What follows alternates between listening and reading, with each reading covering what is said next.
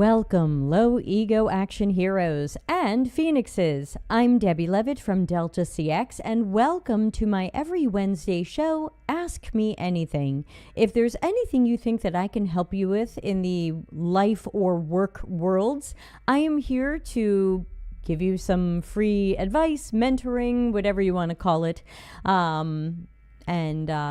That's really why we're here. So if you have a question, you can send it to dcx.to/q. Hello, Ana Lucia. Or you can put it in the chat and it will pop up here on the screen. If you have a longer question or something you want more anonymous, you might want to send it that way. The downside is sometimes it comes in after the show ends, but don't worry, I will save it and I will put it in next week's show. Because I will get it eventually. I do have two questions that came in through the anonymous question system that came in the last week or two because we didn't have the show. And so we're going to start out with a question that's going to have a very long answer.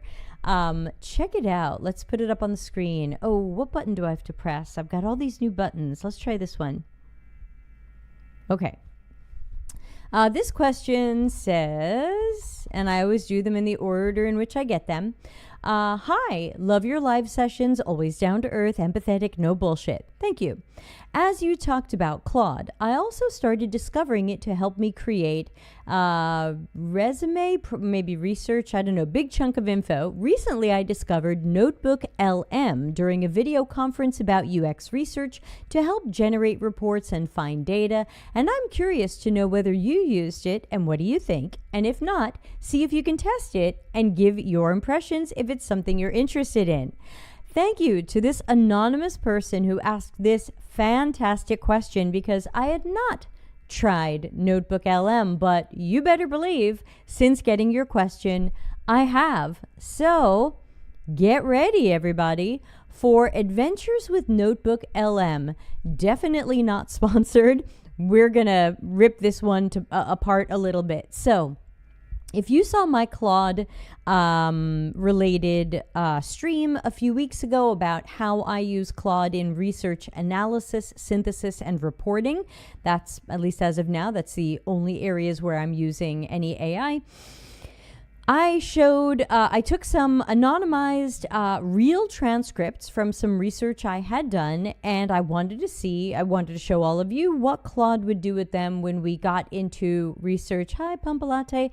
When we got into the research, analysis, synthesis, and reporting. So, to test NotebookLM, I fed it the same 5 research transcripts, which were generative research from 5 people who have similar jobs, and they were talking about their process and experience and pros and cons and pain points and frustrations with the vaccine claims and returns processes with a particular pharmaceutical company, which I anonymized in all of the transcripts.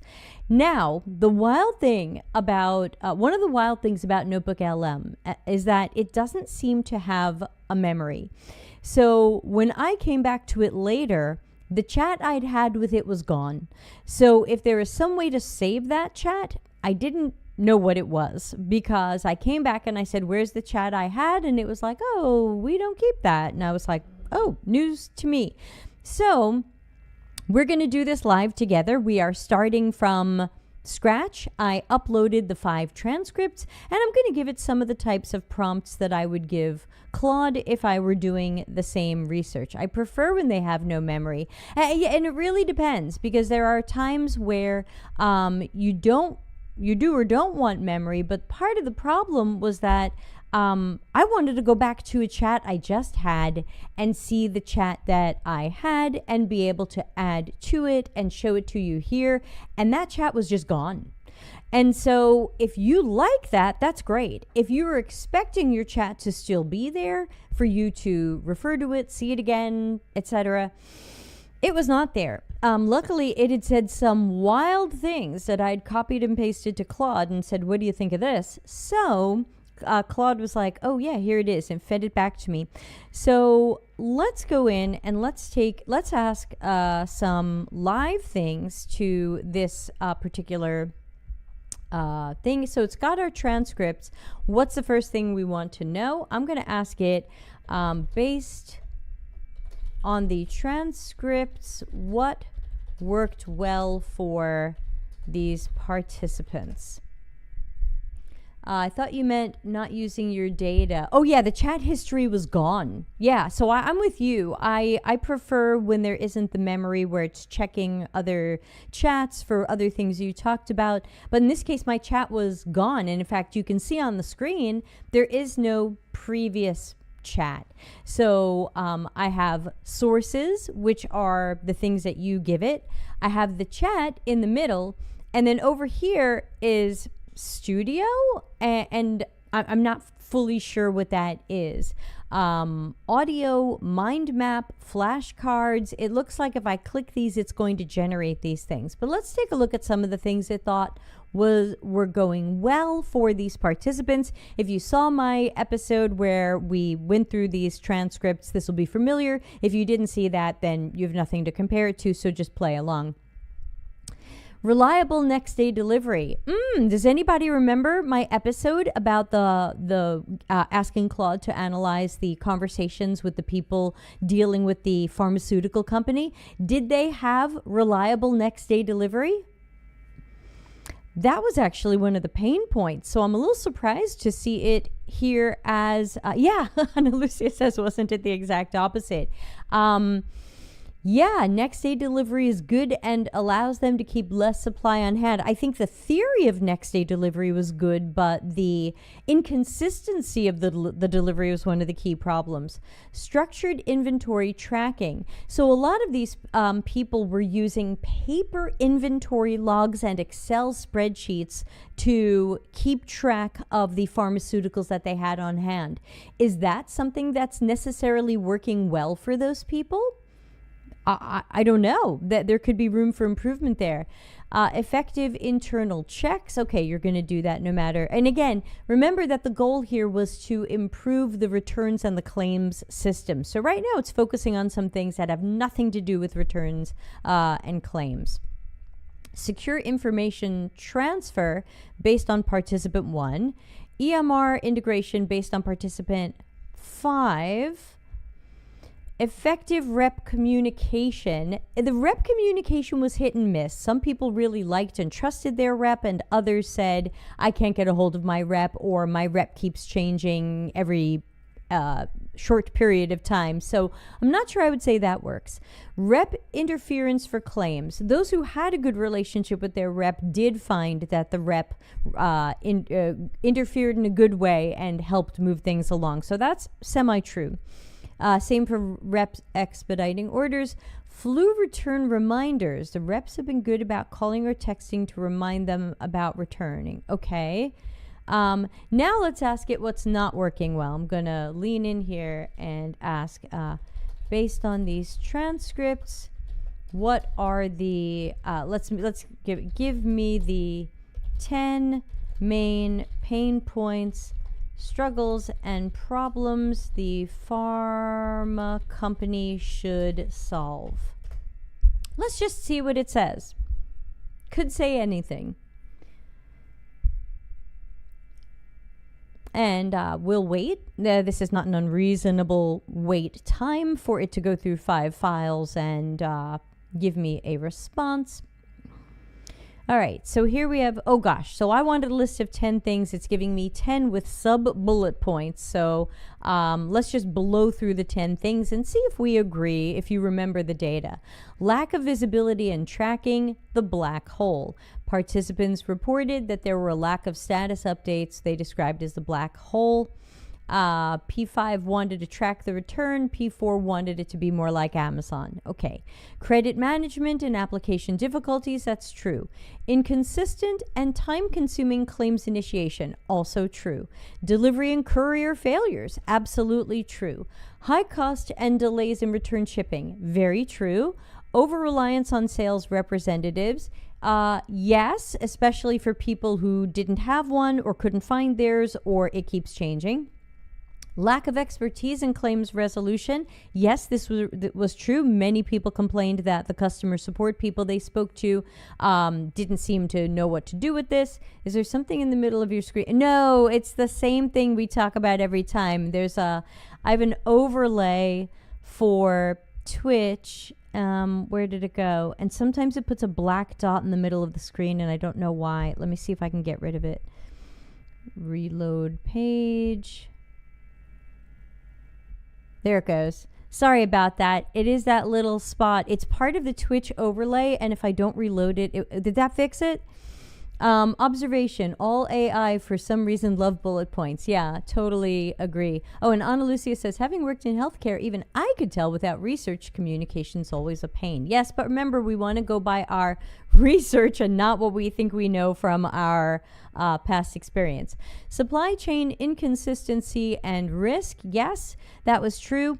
External burden for tracking and documentation. I don't remember that being a big problem, but it's giving me some chapter and verse here, so I would probably double check that. Failed onboarding to set up new locations. I remember that was just from one person, I think, so it's probably not a huge pain point, but it seemed to exist. Okay, so of course, I was just saying that I would have disagreed with the AI. So the things that it thought were going well, I didn't totally agree with. The things that it thought were problem points, I mostly agreed with. So now I'm going to ask it the next question, which is, what advice would you give this client about how to fix this process? Now, I'm going to ask it that first. Keep it short for starters, maybe 3 bullet points. So let's see what it thinks are going to be the 3. And again, I'm just limiting it to 3 so that we don't spend an hour on this, because we do have a second question. Thank you to that person for their patience. So what do they think is the best? Establish end-to-end visibility and notification, an online tracking system that provides status updates once a return or claim is shipped. The system should automatically send alerts when packages are received, and when credits are issued, credits must clearly link. Okay, so do you think that that is the right or best advice to give to the client? Fix online credit application and remove shipping cost barriers. I would agree with that. And centralize and enhance claims expertise, dedicated claims department for customer support. Okay, so 2 of these I agree with. The first one I'm not sure about, because when we talked about this last time, because the returns and claims problem right now makes people send back a box, and then the client thought that they should get a lot of notifications, updates, so that they don't have the communications black hole. But what people really wanted was the Amazon-like return experience, because if you think about it, Amazon is the opposite of that. Amazon does not send you a zillion emails that we got it, we're processing it, we're checking it, we're giving you a credit. Like, Amazon will send you one message. You shipped it back to us, here's your credit. That's usually it. So there is definitely a big difference between an Amazon-like return experience and what's being described here. So keep that critical thinking hat on, because this doesn't seem quite right. Now I'm going to ask it something different. Now give me 3 bullet points just to start with how you would advise this client to fix customer problems if we took a customer-centric and service design approach. I'm imagining healthcare professionals being spammed by notifications and getting annoyed. That was very true too. A lot of them said, I already get a zillion emails from you, especially every time I order. Why would I want more emails? Okay, so now that I told it that we wanted something that's customer-centric and service design, let's see if it tells us something different. A proactive track and notify service. So again, same type of thing. They're saying an online dashboard, and again, they're calling it Amazon-like return system, but it sounds like this thing doesn't even know what an Amazon return is like, because an Amazon return is the fastest and easiest something could be. I tell it I want to make a return. As soon as I ship the package, even if Amazon hasn't received it or checked it, I get the credit. So I don't have to get all those notifications. Design a consistent one-stop claims initiation journey. So a single online interface, and then it goes to a dedicated team of claims experts. Okay, maybe.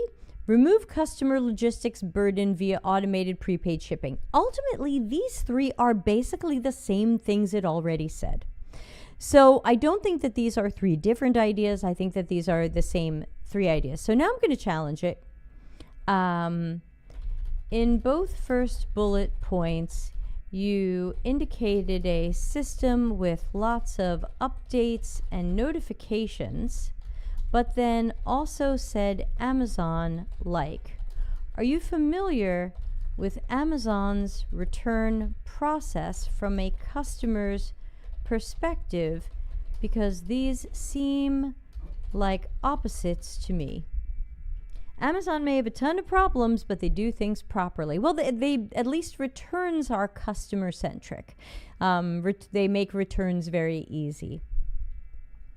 Oh boy. I asked it what I thought was a simple question, and I got a long thing. That's an excellent point and highlights why participants invoked Amazon. They used it as a metaphor for the level of transparency, consistency, and automated notification their system. So again, I get the feeling they don't, this doesn't know what an Amazon experience is. Now, some things I read said that NotebookLM only works from the documents you give it. But you would think it has some sort of general training underneath all of this, like, do you know what an Amazon return process looks like? But from something I read, it sounds like it only knows the documents you put in. In a vacuum, oops, that's spelled wrong. In a vacuum, unrelated to what the participants said, are you familiar with a standard Amazon return process? And no, it doesn't seem to have knowledge at all. It only knows what you give it. I cannot confirm familiarity with a standard Amazon return process. So again, I think what we have here, and I think the reason why it's called NotebookLM is because you have an LLM basic naked model, but it doesn't have world savvy, world knowledge. And that's going to be an area where it could work against you, because I think if I opened up Claude and I asked it, are you familiar with a current Amazon return process? It might say, yes, I am. Or if it says, no, I'm not, I could say, can you search the web and check what it is for me? And then it would know. So it does only draw knowledge from our sources. So if you want a true kind of laboratory pure petri dish version of this, where it's not going to be tainted or potentially tainted by outside knowledge and other training, then NotebookLM could work for you. But the problem is that it's recommending Amazon-like returns without understanding what that is, and is falsely equating them with a heavy notifications step-by-step kind of system, which Amazon returns are not. So ultimately, what do I think? I can see why people would use this. I can see the advantages and disadvantages to it only working from what you've given it. I think that it's a shame that there seems to be no way for me to save this chat.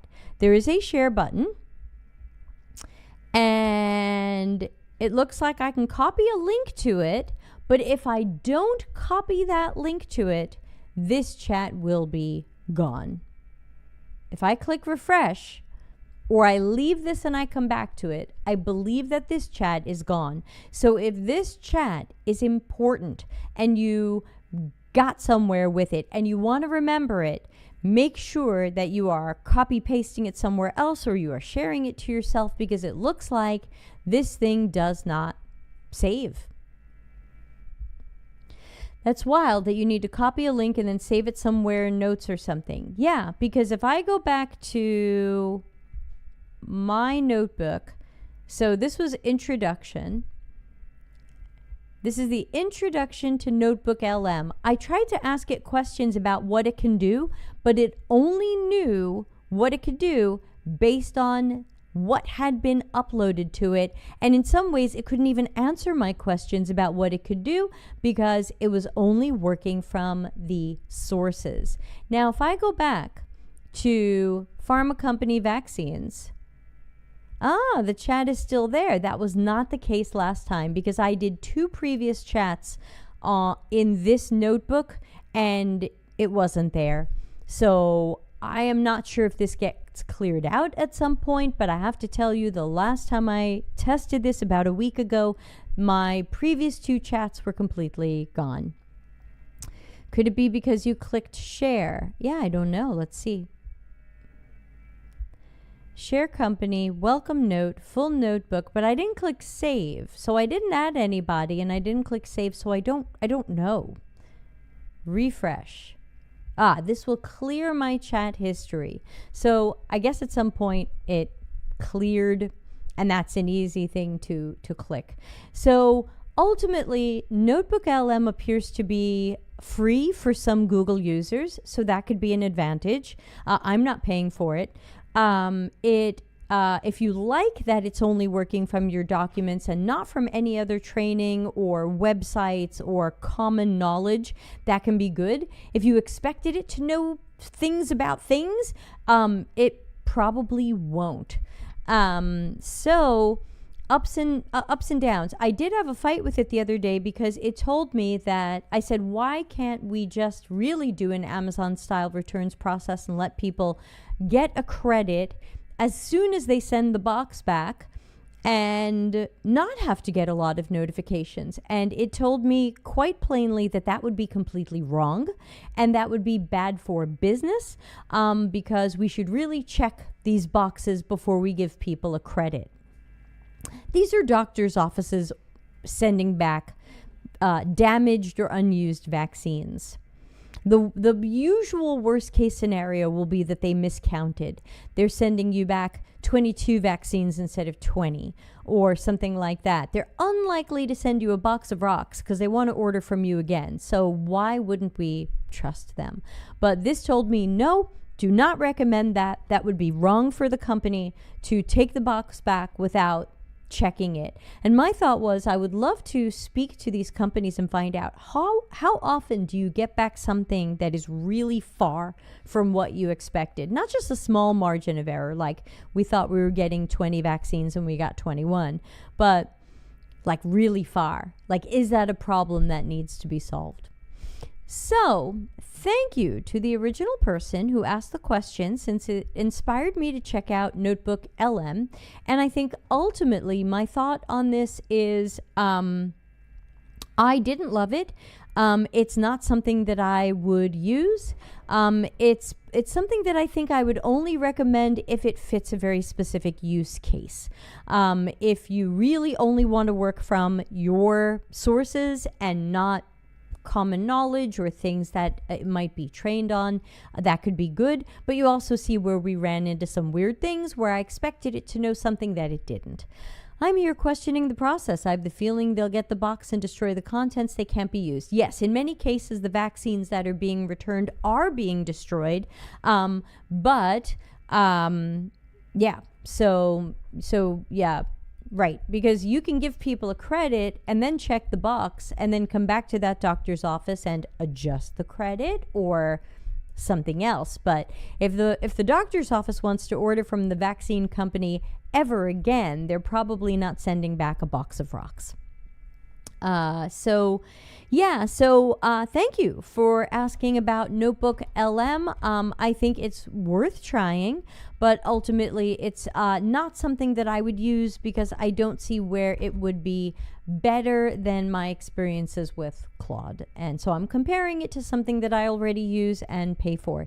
If they're being destroyed, doesn't matter that much to check the box. That's just me. Yeah, and again, I don't know if that's a problem that needs to be solved, or for the most part, if oh honey, can we turn off the heat? I just realized that's probably squeaking in the background and people are listening to the squeaking. Thanks. My fault. I forgot to turn off the squeaky heat. It's cold in here. Thank you. So anyway, worth trying, worth experimenting with, but ultimately, not something that I dig. Let's check out our next question. And I should also take a quick look in my email to see if anybody sent another question. Okay, this one is really long, and I'm going to have to make it real small for us to see it. So I'm going to have to read it out loud for us to get it. You'd need to ask the rep what to do if they check if it's important or not. We don't know. Yeah, I agree with Ana Lucia there. Okay, this question says, Debbie, my current project has got to be the most lame survey ever. Okay, so thing one, we don't say lame anymore since it is an ableist term, but I understand that you are frustrated. Let's just not use that word. Thank you. And I'll say it before you do. I know surveys are usually misapplied for UX research and don't yield worthwhile info, but the client insisted. First, it's tricky to write many questions because confidentiality and privacy concerns for the respondents made a bunch of topics off limits. So great, sounds like we can't even ask people about what we want to ask them about.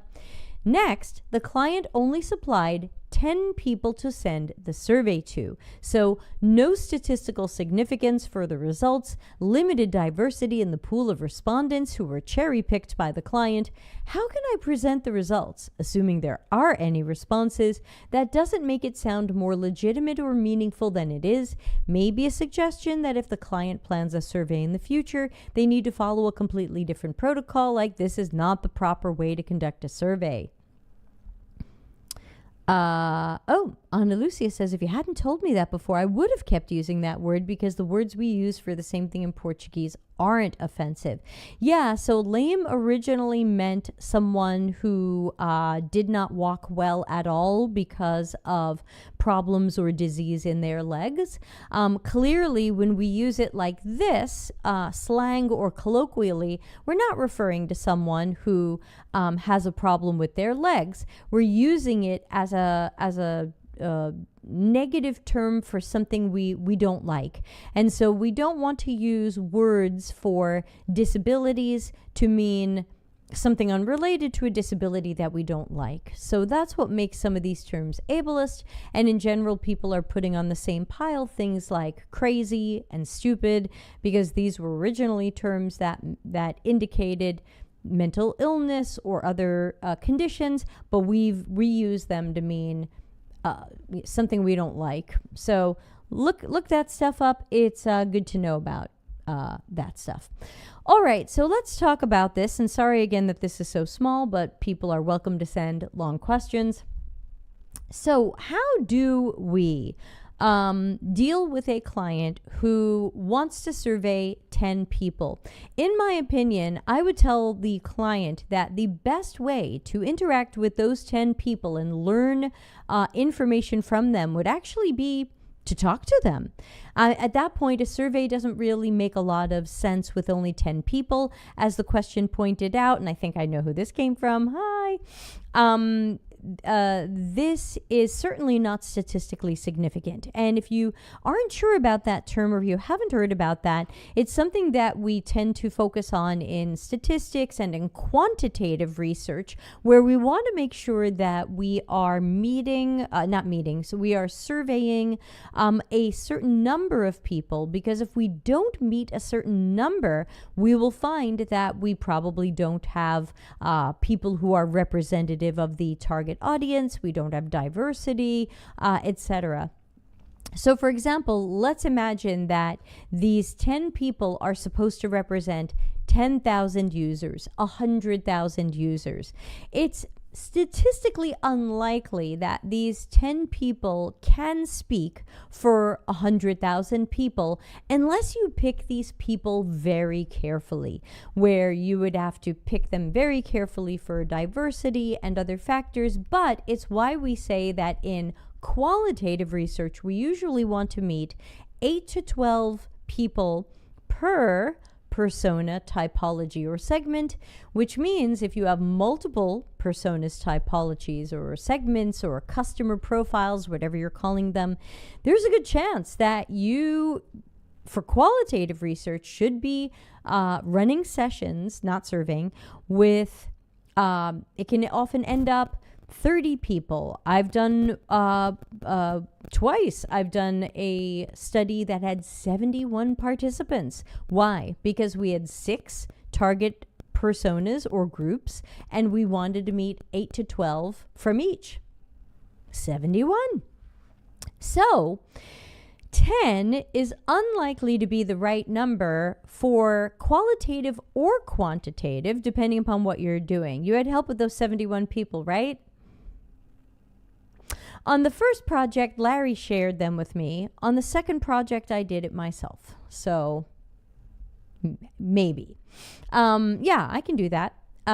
So what can we tell the client? So we'd probably want to tell the client that 10 is not statistically significant. And normally I try to find a way to tell the client that this is not following best practices, that we can send a survey out and we can send it out to 10 people that we've picked, and we can make decisions based on how they respond.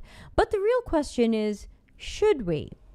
Should we run this survey? Should we make decisions based on what 10 or fewer people say? Because maybe, as the question pointed out, not everybody will even answer. Should we be creating strategies, priorities, decisions, solutions, designs based on what a few people say? It's kind of a cousin of why the product management advice of just talk to a few customers each week is also not a research best practice, especially since it also depends what you're asking them. And in this example, this person is saying, we're not even asking these people the right questions. So we have something here that's flawed. And so typically I would be talking to this client about what best practices look like and why this survey, the many reasons why this survey doesn't meet them, and the risks that we run when we make or adjust strategies, priorities, decisions, solutions, and designs around what a handful of people say in a session or conversation or a survey.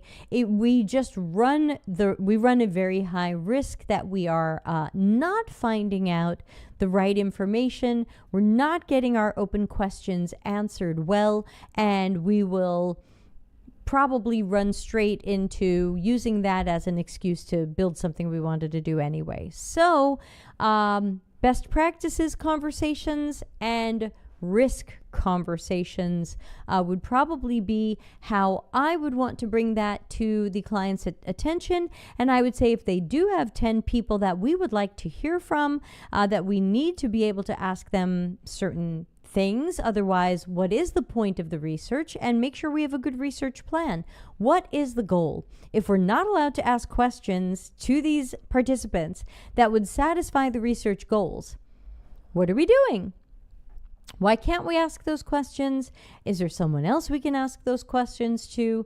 Is there a different situation or circumstances under which we can ask different questions? So these are the things that I would be looking at. What are we trying to do here? Will this survey accomplish that? And if there's a chance that it won't, we probably need to talk about choosing some other method or different participants, or, it's hard for me to say what. I only know this about it, what's up on the screen. But that's what I would recommend. So yeah, if you have any other questions, put them in the chat, or you can send them to dcx.to/q. You can send them 24 hours a day, 7 days a week. They will come into my email and I will save them for the next show so that you can get your questions answered. I'm going to double check if any others have come in. Nope, not seeing any other questions. So if there are no other questions, we can always end early today. And of course, I'll see you next week. I'm checking if Dr. Nick is available next week, since it would be a Dr. Nick Wednesday. Did I accidentally tell him Tuesday? Oh no. Hold on. No, Wednesday. Oops. Okay. Fixed. Yeah. Other than that, there's not too much that I could tell you other than, how long did it take you to interview 71 people, by the way? Okay. So the first project that I shared with Larry, we didn't have very heavy time constraints, and the client actually wanted it broken up by the persona. So we would meet all the people from one persona, which was usually 12, and then we gave them a mini report on what we learned from those people who were all from the same persona.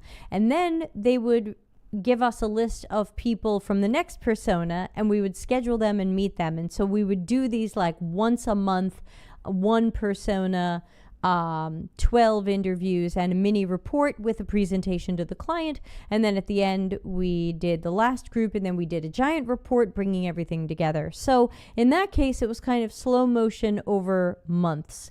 For the other project that I did, I met 71 people in 1 month. So I think in about 4 weeks. Each conversation ran 30 minutes to an hour. And these were all internal interviews because it was one of my consulting projects where I tried to help a company understand and fix its problems. So these were all internal conversations with workers and managers and directors and head of and leaders and VPs and C-level people.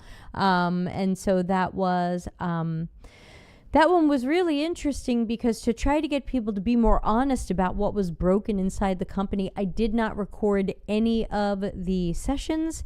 I didn't have an AI tool in there taking notes or recording the sessions. I typed the notes while talking to people, and I typed them in Miro as individual sticky notes. And by the end of the 71 interviews, I had 3,000 Miro sticky notes, which I then had to analyze, synthesize, and report on. So much happier now that I would be able to put 3,000 sticky notes into Claud and ask it for a little data analysis help in partnership, not doing it for me, but doing it with me, and that kind of thought partnership. Yeah, so especially when people act like, oh, Debbie's old, she's slow, she can't work in a fast-paced environment. It's like, yeah, I did 71 interviews in 4 weeks, so tell me more, plus doing other work at the same time. So sure, tell me more. Hey, any other questions?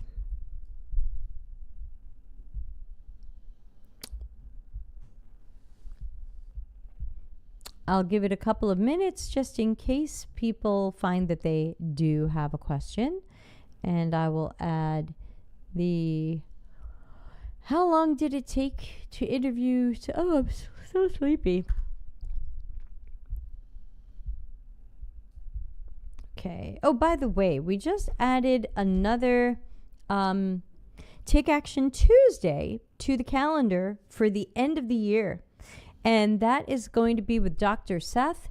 And we are going to talk about dealing with difficult people in our lives and whether or not we keep these people in our lives and how do we draw boundaries with these people. That's insane. Don't say insane. 71 people by yourself. I thought you had help at least. No. Not on the second project. On the first one, I think Larry did a third of them because he had a full-time job at the time and he couldn't make a huge amount of time available. So I think he did a third of the interviews and I took on 2/3. But again, we were able to do them, 12 over the course of a few days and then work on the analysis and reporting and stuff. And then the next month it was more people. Hello to Melanie. How are you? Thank you for joining us. Any questions?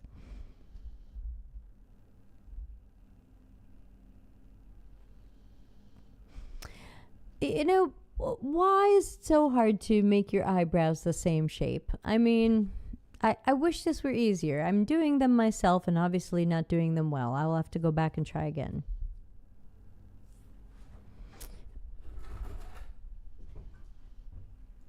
Maybe I can hide them under my winter hat.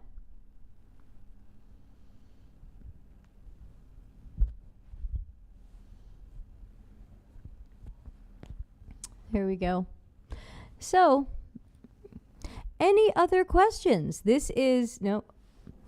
Any other questions? This is Ask Me Anything, which I do every Wednesday. I'm happy to take any question that falls into any part of the work or life universe. I am also a certified life coach, so I am happy to help. That last session of the year will be a good one. Yeah, get ready. Dr. Seth is here to help us out. Dr. Seth is a completely qualified psychologist, a practicing psychologist, and he will help us sort out boundaries with difficult peeps.